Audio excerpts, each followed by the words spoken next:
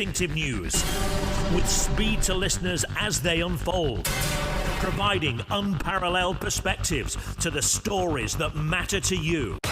In the Class Newsroom, our endeavour is to remain true to high journalistic values, bringing through your radio in-depth reporting of stories that helps you to develop a deeper understanding of issues.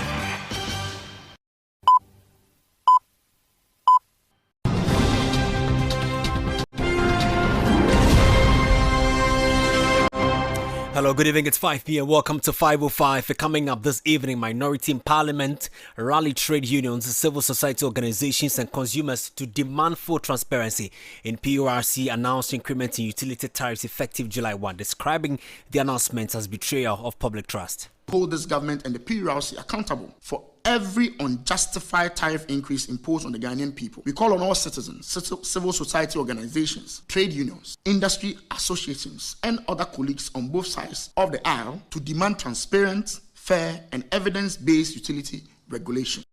We have details as they take on PURC, calling for full disclosure on how they arrived at a 3.49% hike in electricity when cost of gas and power generation remains unchanged. We ask, if the Ghana cedi depreciated by only 0.2% between quarters, how does this justify a 3.49% increase in electricity tariffs? Also tonight on 505, Misha South Member of Parliament questions the delay in former Maslog boss said Natamaklu's transfer to prison custody. We can categorically state that until yesterday, the 24th of June, Madam Sedina Tamaklu was not in prison custody. And so from the 9th of June when she arrived to the 24th of June yesterday, she was not in prison custody. That is a matter of record. Tonight, we ask some critical questions. In a related development, private legal practitioner questions the chances of MPP Ashanti Regional Chairman Wuntumi's application to delay a judgment following an appeal by his legal representatives. From where I see it as a legal practitioner, the chances of this succeeding is very slim. However, if I were in the judge's position, I will allow it. And later this evening, police reopen about Park Radio after hours of closure following alleged invasion. We'll take you live to the area for the latest. Stay with us. Meanwhile, Central Regional Chairman of the NDC sues that platform for defamation and damage to his reputation. And in business tonight, government to consider restoring 20% VAT exemption on locally assembled vehicles. We have details at 5:50. We have more on 505 this evening.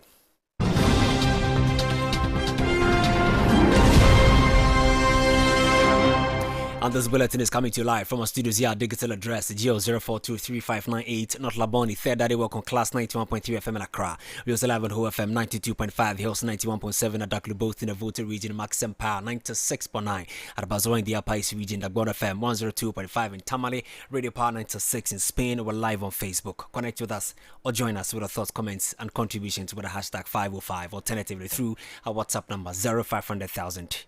202. My name is Kwame Okyere Jnr. It's time. It's 505. Welcome.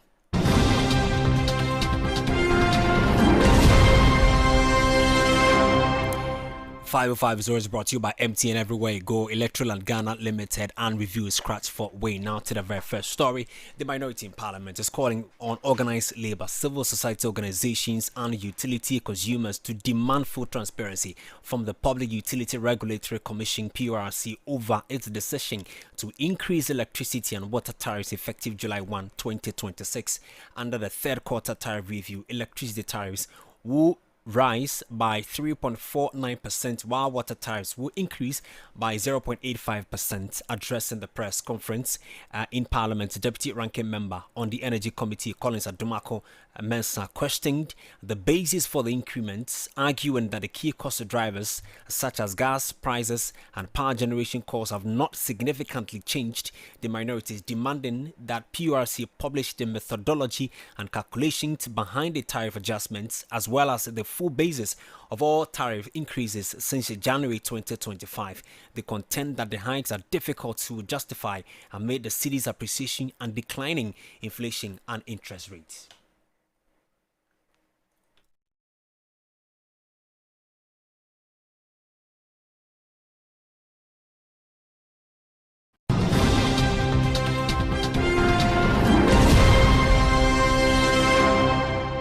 We'll bring you that sound up shortly. But that's what's the minority in Parliament is talking about. Of course, we'll also cross over to Parliament and engage my colleague Zita Okwan, who has been monitoring this discussion. This is 505 on Class 91.3 FM in Accra, across the country and across the world on classfmonline.com.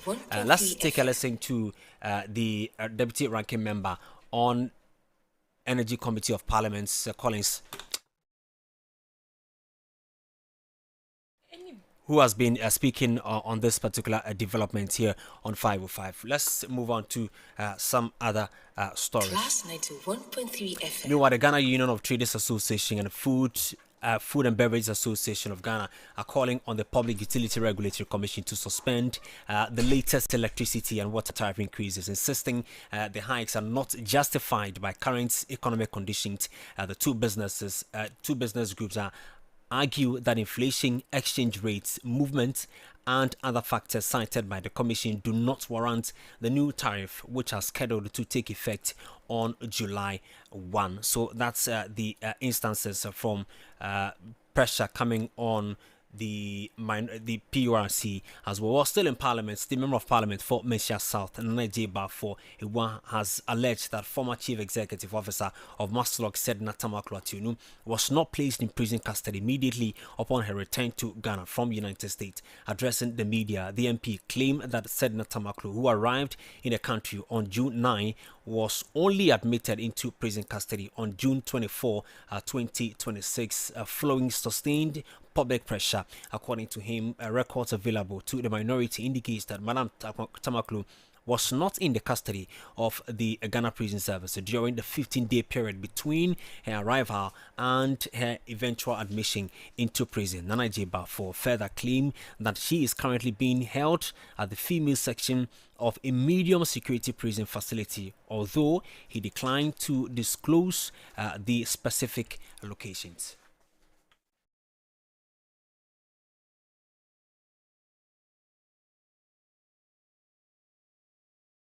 To confirm the whereabouts of Madam Sedina Tamaklo. Indeed, we have done so. We can categorically state that until yesterday, the 24th of June, Madam Sedina Tamaklo was not in prison custody. And so from the 9th of June when she arrived to the 24th of June yesterday, she was not in prison custody. That is a matter of record. Again, she was only sent to prison custody, as I said, on the 24th of June, 15 clear days. And that was why the Minister for Interior could confidently come out yesterday. And so if you observe, following her return, the communication was by the Minister for Communication. And that had a lot of controversy. And that is why the media kept pressing. And yesterday, when she was admitted into prison custody, that was when the Minister for Interior came. Can again confirm that she is in the female prison of a medium prison installation.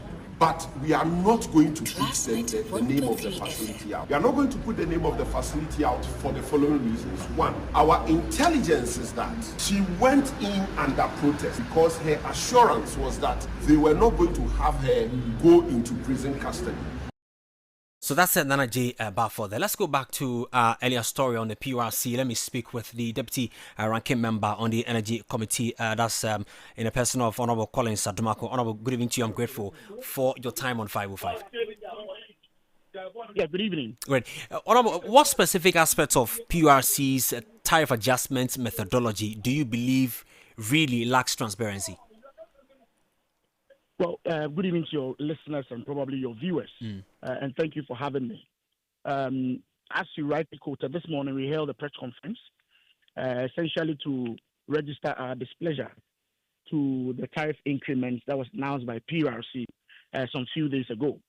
PURC over the years has about 4 main determinants that helps in arriving at the tariff figure, which is the exchange rates, inflation, the generation mix, and the cost of gas. Now, if you look very closely at the release that was given us by PURC, 3 of the determinants were showing some positive signs. Indeed, inflation had dropped. The generation mix was the same as previously stated in the first and second quarter adjustments. And then the cost of gas has also dropped. The only element that saw a very little increase was exchange rate. Now, the increase in exchange rate was about 0.2%. Therefore, we were so surprised that PURC, on the basis of these figures, came to the conclusion that tariffs should be increased by close to 4%. And that is why we think that on the basis of just even the communication that came from them, we're not expecting an increment, but rather a reduction. Have you formally requested the tariff calculations from PURC, and have you received any response from them? Well, the press conference was held today, and we put in our demands, which included a transparent disclosure of all the methodology that are used in arriving at the figures. I'm sure PURC, being an institution that follows our conversation, I'm sure would now be abreast or will be in the know of our requests. Subsequently, I'm sure they are going to respond to us. Why are you calling on organized labor and CSOs to join this campaign? Come again, please. I'm asking why the CSOs and the organized labor to join this campaign. Now, even before we requested for them to join, Guta had already released a statement, essentially buttressing the point we are making. Even Guta's statement came yesterday, and we have our press conference today. Guta is requesting government to suspend temporarily the 1st July date for the tariffs to kick in, essentially because they believe that this is going to increase their cost of production and cost of doing business, which eventually will lead to taking it back to consumers. So it's not like we are requesting for them to join. They themselves had already issued statements to that effect. Again, this is not new. The current Minister of Energy, whilst in opposition, made similar claims when, at a point in time, tariffs were increased. He requested that civil society and all other organizations that are affected by tariff adjustment to come in and make their voices heard. I see. What form of action would you like consumers and advocacy groups to take? And of course, are you giving PURC any ultimatum? Well, for now, I think what is important is that the conversation has started. I'm happy Guta has joined the conversation, and I expect other well-meaning Ghanaians to also voice out their frustration. If you look at the tariff announcement, it's cut across.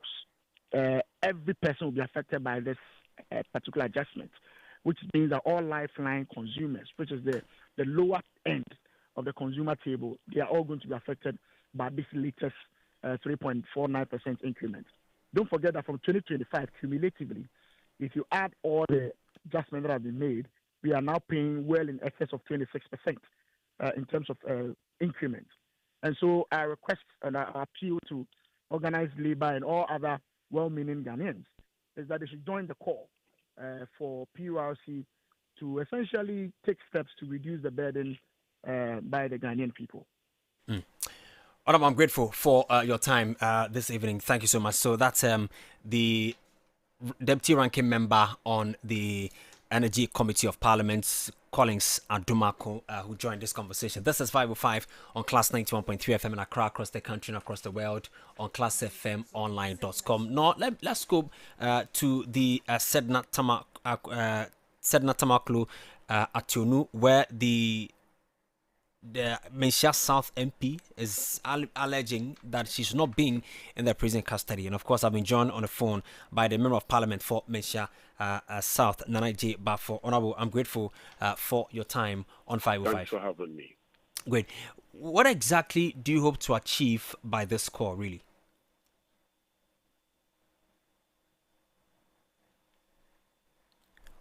Honorable, are you with me? Yes, I didn't hear what you said. Great. So you are alleging that the former chief executive officer for Maslock has not been in the prison custody immediately after her return. Where is this information getting from? Where are you getting it from? What do you hope to achieve by this revelation and allegation? To begin with, it is our duty to make sure that government is held in check. And it is our duty to ensure that we make sure that our democracy is sustained. And so, respectfully, we equally have a duty, just like government, except that our duties are, except that we have different ways of performing our duties. You all know the circumstance under which Madam Sedinam Tamaklo came into this country.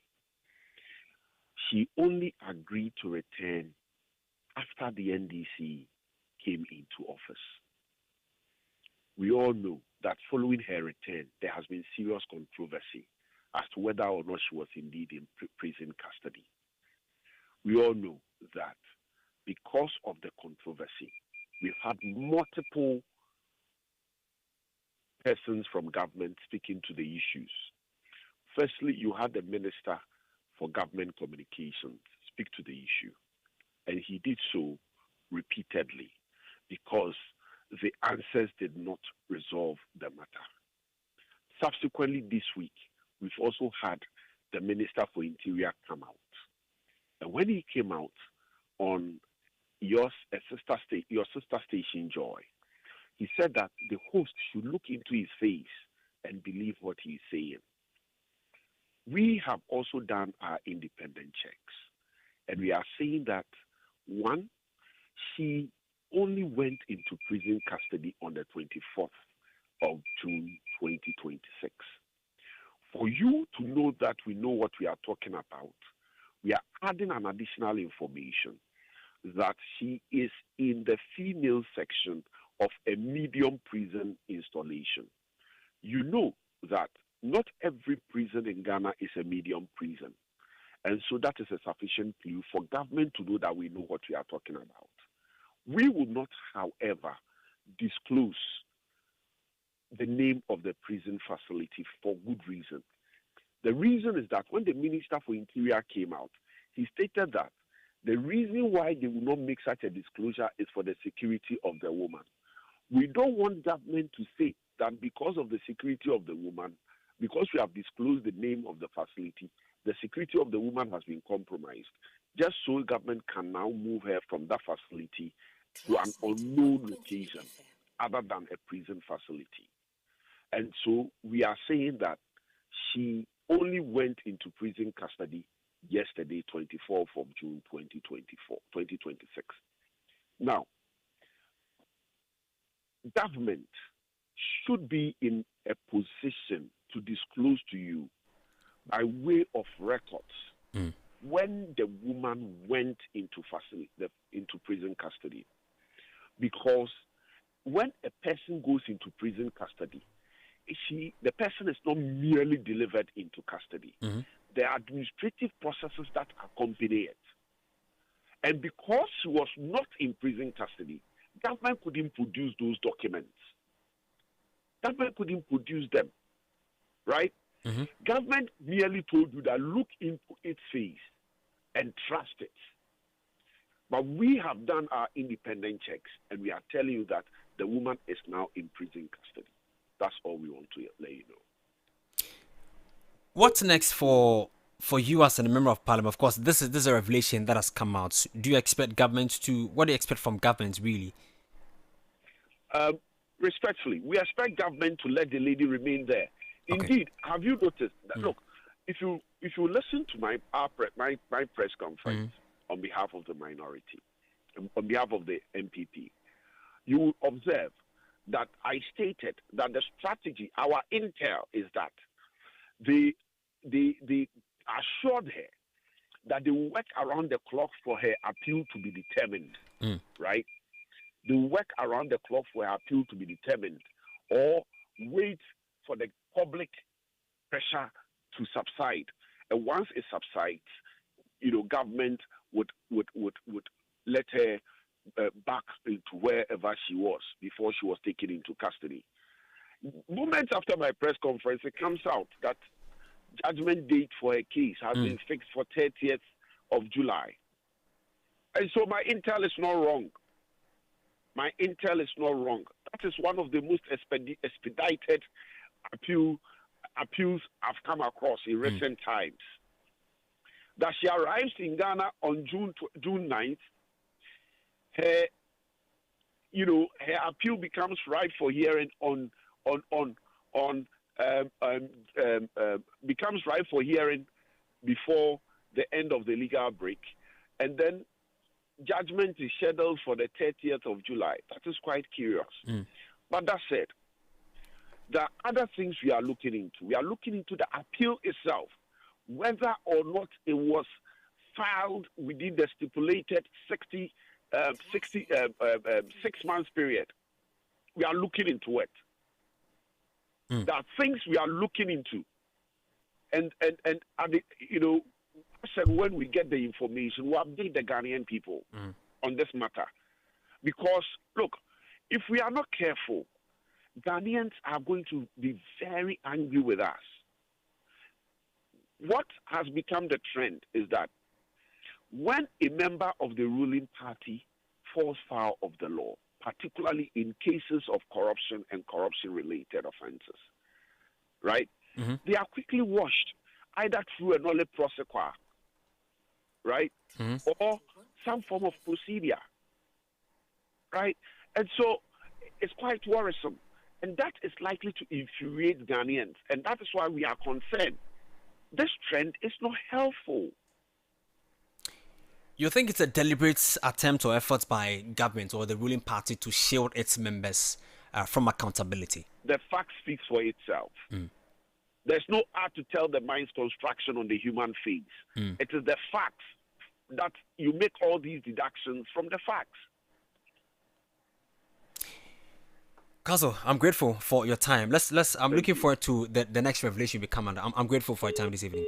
So that's the Member of Parliament for Mensha South, who is a lawyer in the person of Nana Ejay Abafo. This is 505. Well, still on legal matters, private legal practitioner Theophilus Jemiga has expressed a doubt that the High Court will grant an application by lawyers for Bernard Nchibo, popularly known as Chairman Muntumi, to postpone judgment in a criminal case involving a Contact Mining Company Limited. The application filed by newly appointed counsel Samuel Atachan seeks to defer the July 3 judgment to allow the defense time to obtain a certified record of proceedings and prepare written submissions following the withdrawal of Muntumi's former lawyer, Andy Apiakubi. Speaking to Class News, lawyer Jimiga said such applications are typically granted only when new and material facts emerge that could influence the court's decision. Listen.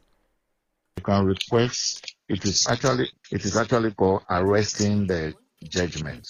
So, but that means you are arresting the judge from pronouncing the judgment. That happens when there is a new and material fact that, if brought to the attention of the courts, will alter the judgment. For example, somebody is being sentenced upon being found to have entered Ghana illegally. And after the day of being sentenced, it came out that he actually came in as a refugee. So you can bring such a thing to the attention of the judge. And when you bring it to the attention of the judge, you arrest the judgment.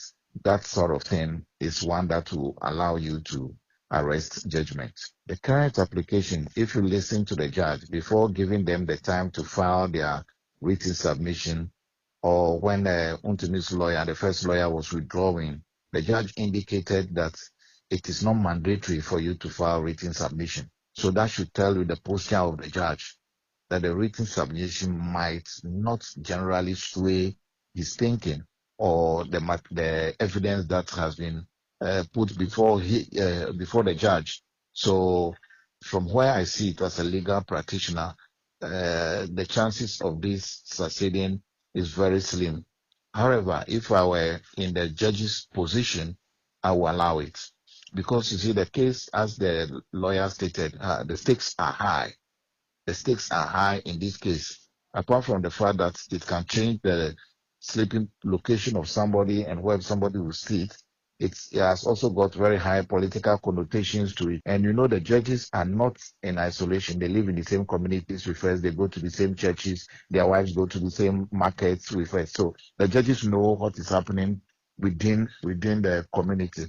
So if I were the judge, I would grant it and allow them time to come back. So that's a private legal practitioner, Theophilus Jemega. I've been joined on the phone by another legal practitioner, Alexander Aban. Counsel, I'm grateful for your time on 505. Good evening to you. Hello, Counsel. Can you hear me? Good evening to you, sir.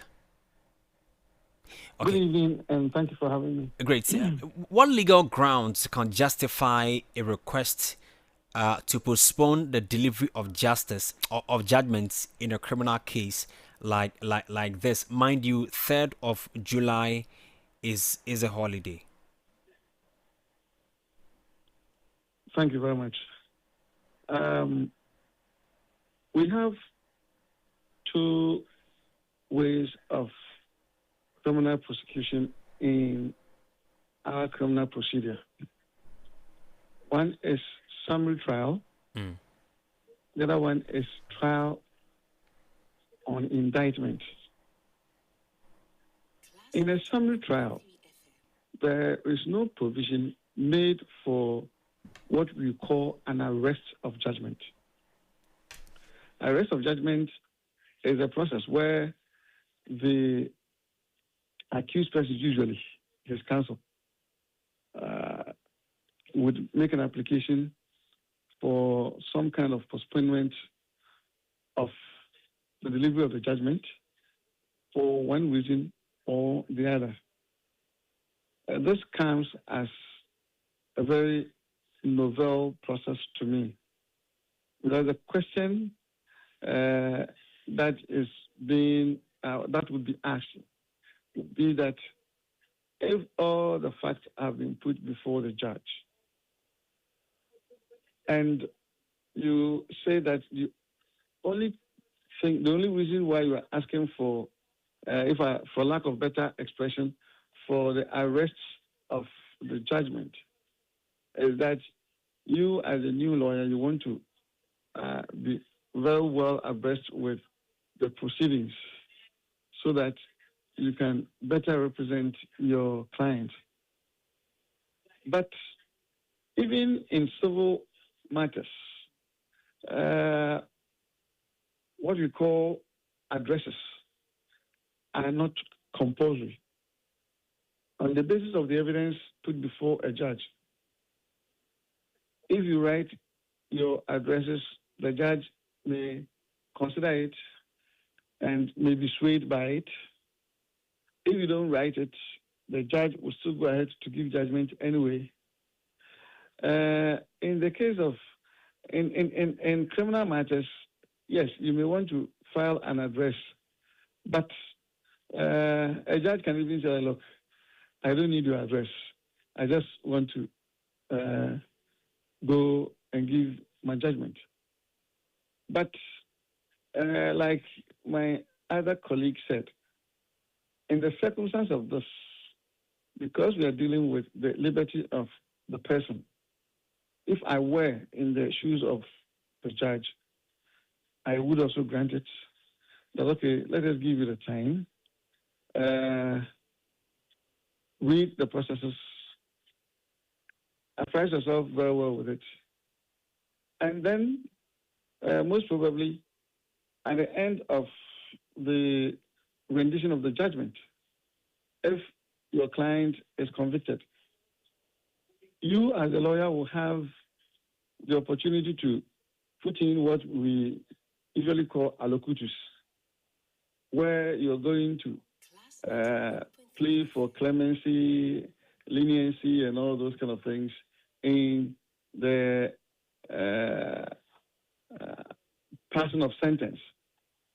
So if you are not abreast with the provisions or the proceedings, you may not be able to pick and choose certain facts that have also been put in evidence to at least touch on the keyboards of the emotions of the judge, maybe to look kindly on you and leniently on you to give you probably the minimum sentence provided by law. And so, because at least that window is there for the lawyer to put in a plea for mitigation and all that, if I were the judge, I would also grant it and get him to be very firmly abreast with the proceedings, so that when that window of opportunity comes for him to make a case, he will be able to make very sound case, relying on some of the pieces of evidence that may have previously been put before the court at the time that he was not a lawyer in the matter. But do you think that the reason for the reason given by lawyer Tachia is legitimate enough? Because of course he would have to study the case, and if yes, how many weeks or what is the duration for which can be given to him to study the case?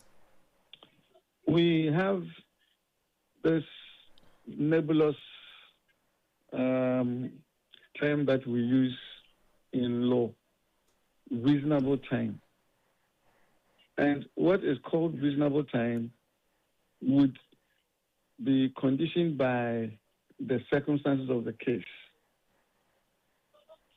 It may be even conditioned by the volume of paperwork that have found themselves into the proceedings. And so, for instance, if a lot of documents were tendered and you have thousands of pages to read before you appreciate whatever went on, that would form a basis of how much time the court would be willing to give you to apprise yourself of the proceedings.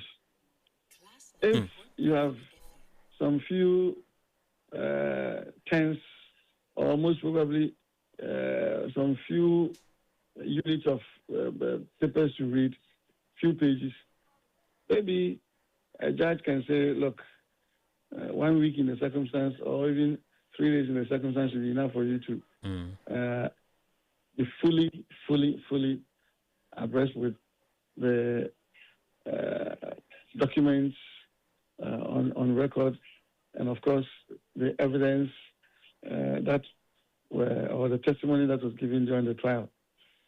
So it will all depend on the complexity of the matter, the volume of paperwork, and all those kind of things put together.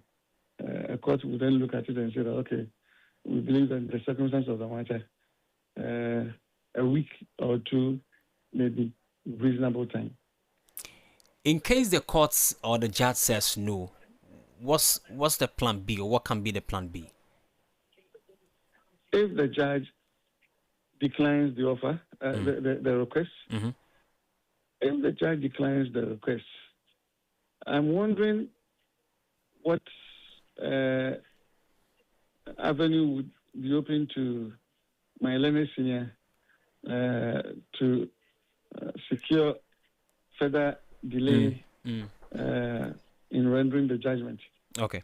Because I've already told you that that's quite novel, because it's not even provided for in the summary trials. It's not even provided for in that.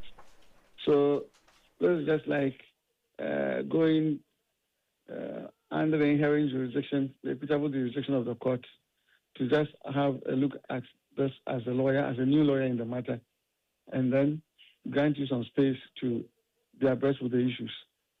And so if the court refuses, I do not think that it would be a basis for an appeal.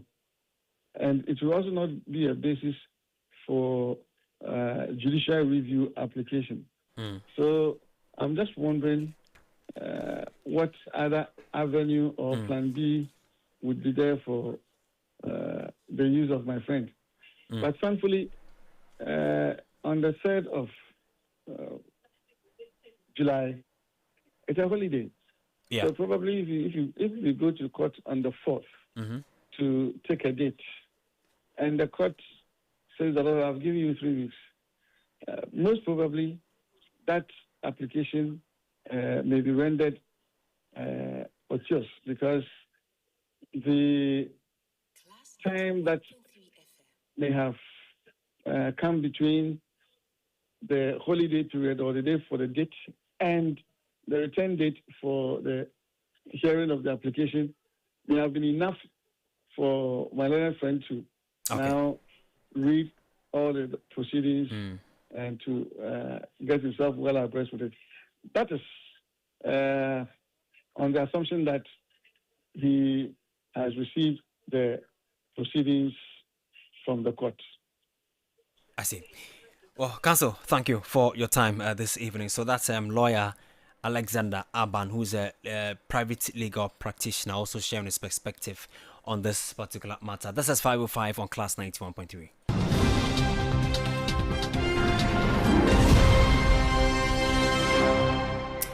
Well, some of the stories. The Central East Police Command has reopened the Kaswa-based Obatampa radio after the station was reportedly locked up by several hours following an alleged invasion by the Central Regional Chairman of the National Democratic Congress, Professor Richard Osiedu, and the Municipal Chief Executive for the Wutu Senya East Municipality, Setsewono Banini. According to sources, the incident occurred earlier in the day when the two officials, accompanied by a group of individuals, allegedly entered the premises of the radio station and ordered all staff members to leave the building before locking up the facility. The invasion was reportedly taken over by the officials, described as the station's continuous criticism and negative portrayal of the NDC in the constituency.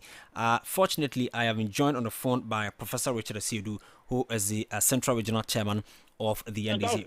Prof, good evening to you. I'm grateful for your time on 505. Prof, good evening to you. Prof, can you hear me? Yeah, I can hear you. Very well, thank you. Thank you for your time. But I mean, many are asking, why the invasion into a radio station? What prompted that? Thank you, my brother, and thanks for the time. It is never true that we invaded a radio station to close it down. That's not the case. It's a total fabrication and lie. Tell us the truth. So, for some time now, you've heard about this MP for Wutu Senya, this issue, now Koyo, and that of his chairman, Chairman Officer Jerry's issue with regards to issue of relationship and this sexual issues. I hope you have heard it. Very well. Okay. So, as a party, we have our internal mechanism of dealing with such issues when it arises. So, when that issue came to me as a chairman of the region, I quickly referred it to national to handle it because Central region has been handling this issue for a very long time, but we've not gotten any headway. That's why we refer the case to national. I think it has become a nationalistic by character. Sure. So I ordered the constituency chairman just to keep quiet on it, as well as the MP. So you could see that none of them have spoken. Yeah. But there's this radio station at Senya, Otu Senya East Kaswa, called Obatampa Radio, owned by one Howard Kumsin, former MP for Otu Senya East. They have been running commentaries on this issue, putting a lot of falsehoods, creating anxiety, lies, and every day creating unnecessary and peddling falsehoods. So my MC for the area, Honorable Sedbanini, met them to discuss with them that is not the issue.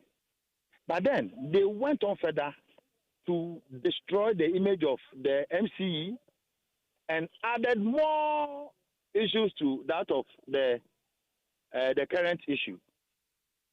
I was driving yesterday in Accra when I had a TikTok message from a security couple telling me that the same Obatampa Radio has made a TikTok account that I am the cause of the sexual relationship between the MP and the chairman, that I'm behind it. How can you put such allegation on the regional chairman and that I'm behind all the promises in the region? Meanwhile, we don't have any promise in the central region, apart from Kaswa, where they themselves are creating the problem. So I decided today that I'll move to Central Region because President is coming to Central Region for a 2-day program. So I have to come and receive him. So on my way, I decided to call on my MC to lead me to the station because I don't even know where the station is. So usually when you are going to conference, you have to call your MP, you have to call your chairman. But because of the issue surrounding them, I couldn't go to them. And I went to the MC together with the NADMO director and the PA to the MC. To the MC. Mm-hmm. So we were four that went to the place. Our mission was simple: to meet management of how they have been concocting falsehood, which is affecting the peace and tranquility of the party in the conference. Every day, Kaswa is in the topic. Every day, all negative news against, not against the MP, they're against the regional chairman or against the MC. So our aim was to confer with the management. And when we went, they told us the manager was not around. So we waited for about 30 minutes, and they were making their calls. Before we realized, they told us, the manager said he can't come. He's at the party, MPP party office in Kaswa, so we should come there. So how? We are not coming to do politics. We are coming to meet you. So how can we go to party office? Well, what about if something happens to us? So we couldn't go. And so whilst these discussions were going on, the FM was on live, They were on live. So I don't know whether the host at that time mentioned my name or something else, because the Kasapa have mean the station very well because of the way they are creating unnecessary tension in the municipality, and especially against me, the regional chairman. So when I think the guy mentioned my name on air, so the whole town, the NDC fraternity in town, started moving to the FM station. So in sensing danger, thinking that they'll come and destroy properties at the place and attribute it to me, I quickly asked the MCE that he should call the police so that at least they'll come and maintain law. Because when I saw the crowd coming, the crowd was too thick. And I knew they were coming to attack the FM station. So we called the police commander, the regional commander. He told us it was at the regional police headquarters. So you get back to us. But we directed some team to come. We waited for some time and they were not coming. But the crowd was just pulling closer and closer. So I advised the mid-morning show guy that, you know what, looking at the way the tension is, I would be happy if he can close the station. The main gate, All right, Chairman, so you suggested to the team that they should close down the station. That they might come and enter the station and create problems. But they also allege that you attacked one of the morning show producer. They were all lies. The guy who did the TikTok against me, I met him on the way, and I asked him, why did you concoct all those lies against me? He said he has not done that. I said, listen to what you have done, a video of what you have done. They started, I didn't do it, I'm sorry. I'm saying, no. So there I asked him to direct me to his manager. That he's the one I asked to direct me to his manager first, you understand? Because he was down of the story building. Is that okay? He has then finished his morning show, he was going. So when I asked him, he directed me that to go to the station. That's where we went. So when I asked him that the way the people are coming, are you safe? Lock the station and let's go to the police station to go and report. That's what I told the guy. But they also allege that you entered, shut down the transmission. In fact, you locked the door of the studio and took the keys. They have CCTV. They have put some lights around there. I don't even know their studio. We were at the let's say at the reception. The front office, Okay, the reception. Yes, the reception. That's where we were. We didn't go to any of the rooms. So who did you see slapped the morning show producer? What? The morning show producer alleges that he was slapped. He was attacked by the thugs you brought. You see, they say you brought some thugs. If they ask CCTV camera, they should produce it. They all lie. You see, I'm happy you have called me because you are a good FM station. That's why you have called. CC have apologized that they are sorry, they are retracting their sorry because the guy gave the same account to them and they published it without consulting me. You understand? So that is irresponsible journalism. But you have called me to seek my side of the story, and that's how we make news and journalism. Very well. So, Chairman, respectfully, let me conclude. Okay, conclude for me, sir. When he locked the office, then one guy took the key. Because they were just close. We were attacking this. He took the key and said, "Oh, let's go to the police station." So, like when we got down in front of the station, the police people came, okay, and the guy handed over the keys to them. Is that okay? Handed over the keys to them, and I told them I'm going to Cape Coast because I was late. I was having a meeting. I was late, so they should tell regional commander that when I come. We shall sit down and solve the issue because I have a radio station. Sure. When the public talk against somebody and they approach us, we sit down and judge. You understand? And if there's retraction, we do it. You get it? Sure. So it's the same way I was trying to go to the station to do. Okay, so your intention was to speak with them amicably to solve the problem, not to cause confusion. 100%. So and that's why I went there. So they are saying tax I sent. I don't know why we are for. Myself, the MC, the National Director, and MCP. That's the 4 people who went. There were no tax. You. But who was the tax? No, they should produce it because I don't know the tax they are talking about. Because myself, I went with my driver. Very I went with my driver and my PA, and they were even in their car. They didn't even get down. I see. So I want to get the videos and TV of whatever I was with tax and this. If the MPP is continuously lying to the people. People are calling me and national executive call them. It is not true. They have lied and we have caught them, so they are just propagating more lies. So my brother, that is the issue. Very well. That is the issue. Very well. Anyway, I've also been told that you've sued the radio station. Is that also true?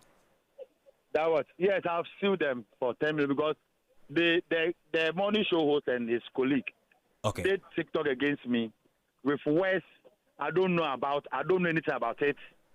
They did it and they circulated it, so I have it on my phone and I want the court to deal with this for me. Chairman, let me thank you for your time this evening. I'm grateful. I'm so grateful too. Right. So that's the Central Regional Chairman of the NDC, Professor Richard Asiedu. There. So he says that nothing really happened. He actually went there to have a conversation with them, not to go there with tags. So we're looking forward to see the CCTV videos. We've seen some of them. We're viewing that very well to also ascertain the fact on the ground. But you know that the NDC is on its way to, as far as the internal election is concerned, from the branch to the others. Mahdi Jibril is the Director of Elections for the NDC. He joins me in the studio. Mahdi, I'm grateful for your time and your patience in the studio this evening. Thank you. Where are we in terms of the internal elections? I know that nominations were open, directives were given to some people to pay all the outstanding dues. That's a very important one to the party. Where are we on that score in terms of internal reorganization of the party? To your listeners, we have started the elections from 20th of June, it was Saturday, and which will end on the 11th of July.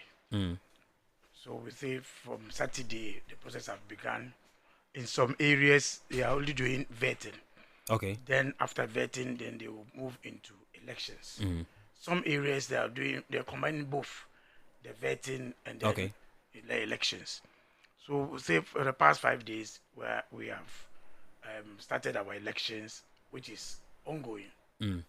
I see. So which level of election are we having now? This is branch elections. Branch elections. This is branch elections, which is taking us almost 6 months. The process. It started with the registration, then validation of the register, opening of nomination, and now the elections.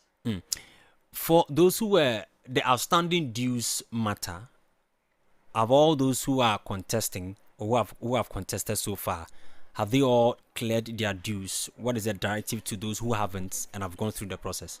See, for the dues, we have given opportunity to those who are contesting or every member. Even at the time of vetting, you have the opportunity to pay your dues. Although we have issued a statement that gives some deadline, only to tell people that we want everybody to pay his due before that time. However, because of the large number of these people at the branch level, we allow up to the election day.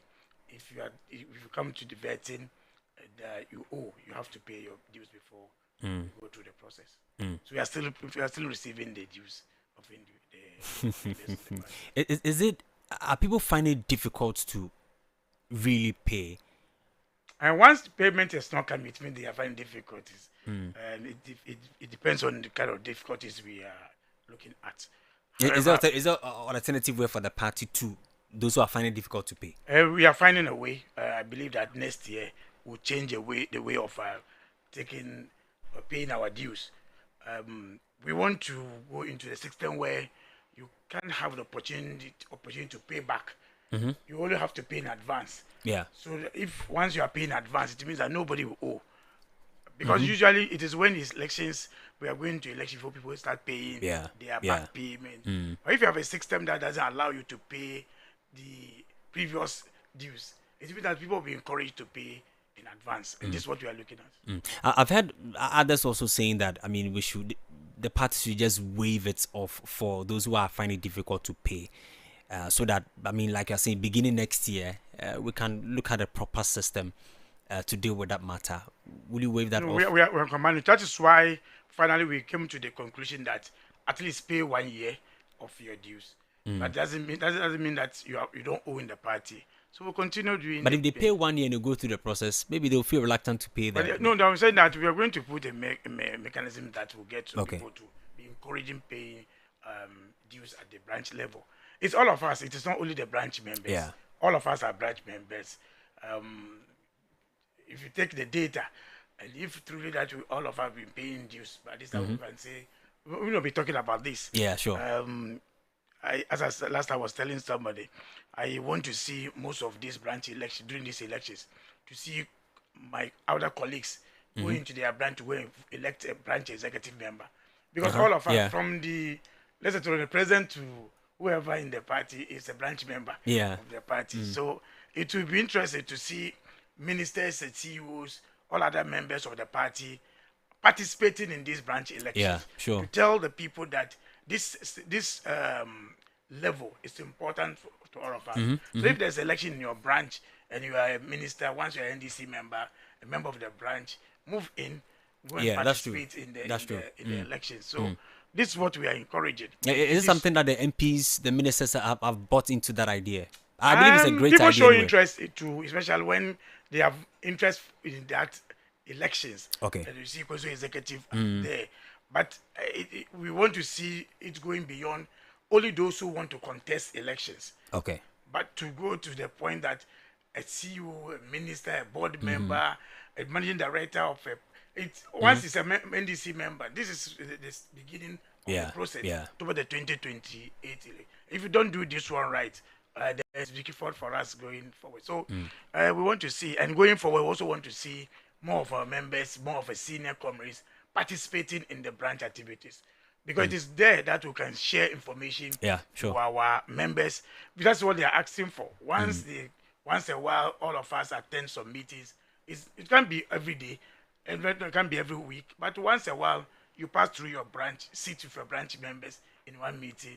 It will encourage you to motivate people to participate. Then that's what we are looking into this reorganization of the party. I see. Does it look promising for the party as far as the reorganization journey is concerned, looking at how the branch level is taking shape?